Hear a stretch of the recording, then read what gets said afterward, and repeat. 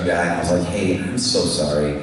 I'm just trying to figure out how long this is going. Like, I'm actually recording a video game right now, and I can hear this. It's cutting through the session. Luckily, he was like, you know, we're going to be done in like 10 minutes. So it worked out. But it's such a weird thing to do. Like, that's a weird thing to do. Like, who cares about my video game? Be like, sorry, I'm working on a video game here, and they're like, what? I didn't have to do like voices for him or anything. And that was lucky. He didn't make me prove it. He was like, are you sure? I don't believe you. Prove it. Well, it might have been if it was longer than 10 minutes. Since the answer was 10 minutes, it was not a big deal. Had it been like 3 hours, but at least I could have come back and told everybody, like, yeah, they're not going to stop for the time that we have slotted, so we'll have to reschedule. Yeah. But that's weird stuff to have to encounter. And I know my neighbors hear me warm up too, because I do these terrible like singing exercises, which aren't done to entertain or to sound good. But I do them a lot of times in my house, and I'm not in my soundproof booth. And then my wife the other day was like, "No, it's so funny. I didn't realize this, but I can totally hear you when I'm outside in the outside." I was like, "Oh crap!"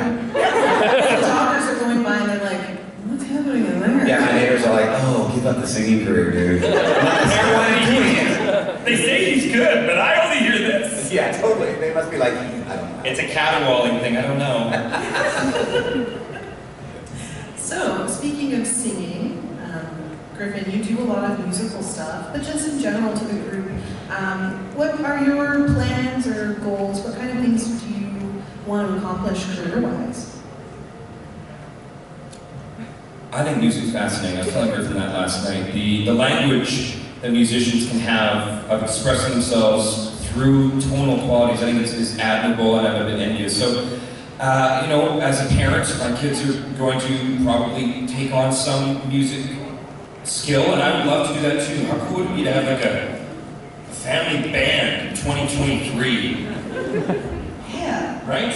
Yeah. We're already working on projects together, which is super nice that during COVID, we get to work on projects all over the world in our booth from home. And what a way to come together as a family, and so to bequeath this to them and see if it's a skill they want to do, but also for me to be able to work with more American clients now that we can just open up this ability to work remotely.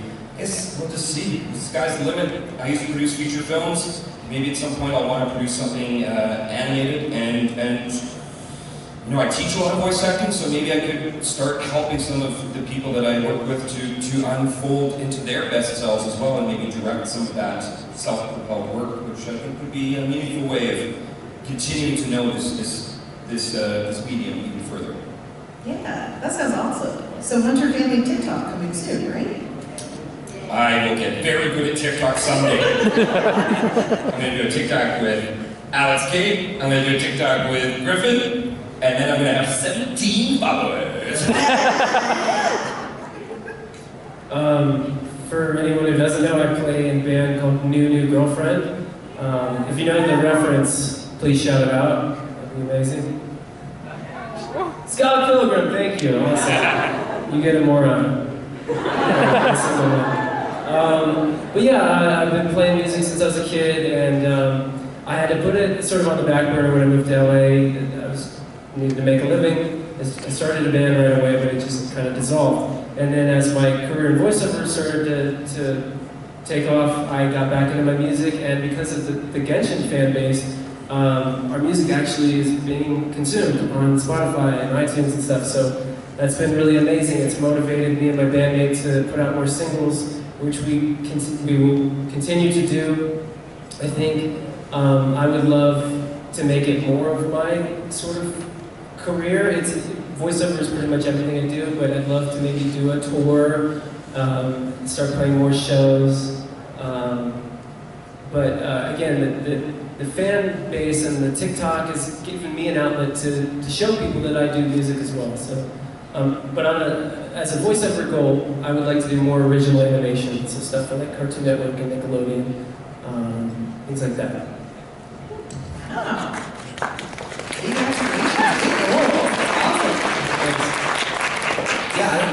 Yeah, for me, there's always goals and like things on my bucket list that I cross off or stare at and go, I'm never going to get that, am I? More original animation is always a good thing. But my bottom line is I really just try to appreciate what I have. I really wanted to be a voice actor. And I still to this day, there's nothing else that I really want to do. That's what I want to do.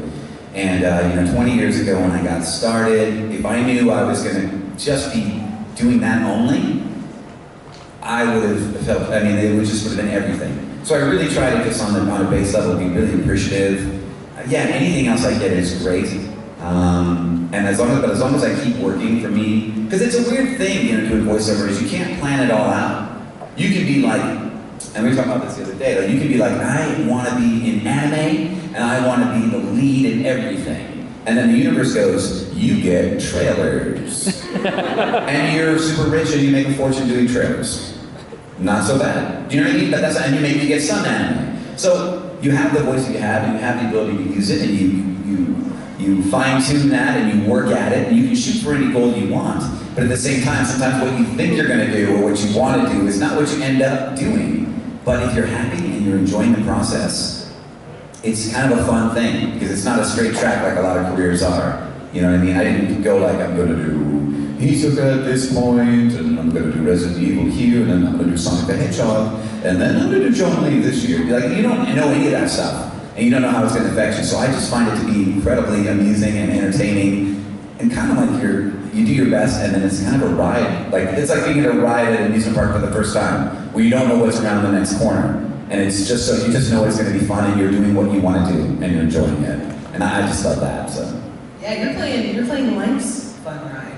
Life's fun ride. Everything's like that to some degree, but some careers are, you have as an attorney, you have a certain expectation. Yeah, of what it's going to be. And as a voice actor, you sometimes really don't.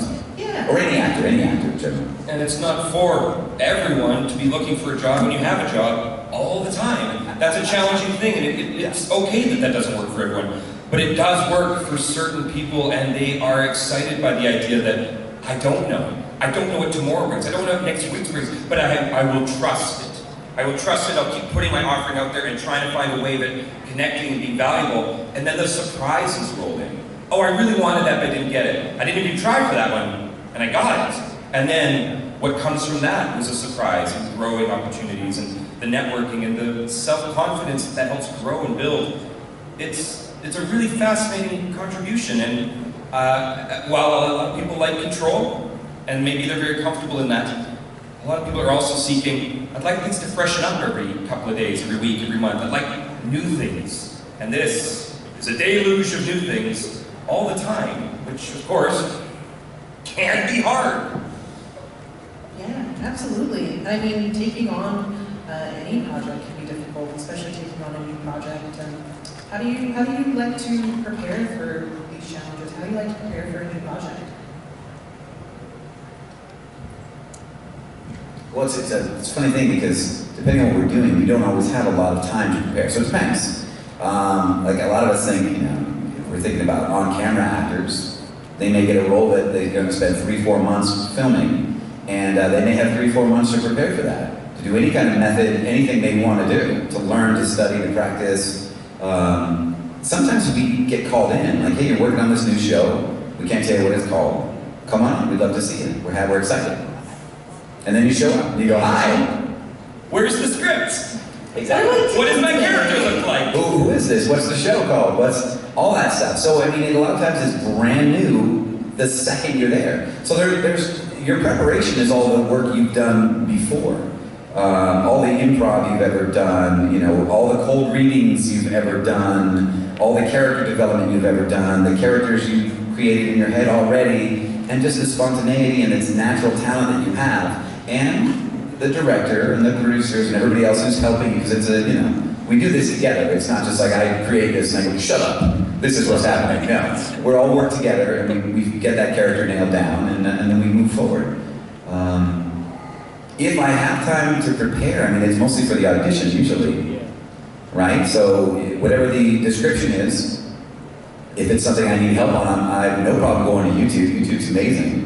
To hear anything, to hear a dialect or to hear, because they'll reference an actor or another role, and if you're like, I don't know what that role sounds like, real quick, look at that, see that, okay, it's something like that. Then you throw your own spin on it, and you go for it. But then once you're booked, we love what you did.